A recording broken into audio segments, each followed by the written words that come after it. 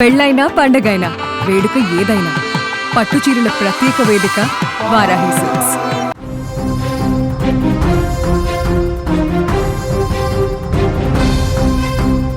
సూర్యాపేట జిల్లా కోదాడ సమీపంలో తెల్లవారుజామున భారీ రోడ్డు ప్రమాదం చోటు చేసుకుంది.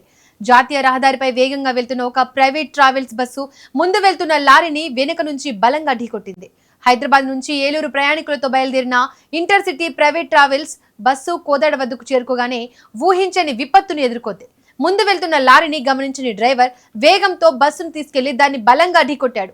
ప్రమాదం ఎంత భయంకరంగా ఉందంటే బస్సు ముందు భాగం పూర్తిగా నుజ్జునుజ్జైంది. ఈ ఘటన జరిగిన సమయంలో బస్సులో 36 మంది ప్రయాణికులు ఉన్నారు. ప్రమాద ధాటికి 16 మంది ప్రయాణికులు తీవ్రంగా గాయపడ్డారు. వారు భయంతో కేకులు వేస్తుంటే ఆ ప్రాంతం అంతా రోదనలతో నిండిపోయింది. బస్సు ముందు భాగం పూర్తిగా దెబ్బతినడంతో తలుపులు తెరుచుకోలేదు. దీంతో లోపల ఉన్న ప్రయాణికులు ఊపిరాడక ఉక్కిరిబిక్కిరయ్యారు. మృత్యువు కళ్ల ముందే కనిపిస్తుండటంతో అప్పటికప్పుడు కొందరు ప్రయాణికులు సమయస్ఫూర్తిని ప్రదర్శించారు. వెనుకను ఉన్న ఎమర్జెన్సీ డోర్ను తెరవడంతో ప్రాణాలను కాపాడుకునేందుకు వారు ఒకరి తర్వాత ఒకరు బయటపడ్డారు. ప్రమాదం తర్వాత స్థానికులు పోలీసులు వెంటనే స్పందించి క్షతగాతులను కోదాడ ప్రభుత్వ ఆసుపత్రికి తరలించారు. ప్రస్తుతం వారికి అత్యవసర వైద్య సేవలు అందుతున్నాయి. ప్రమాదం జరిగిన తీరుపై ప్రాథమిక విచారణలో నివ్వెరపోయే నిజాలు బయటపడుతున్నాయి.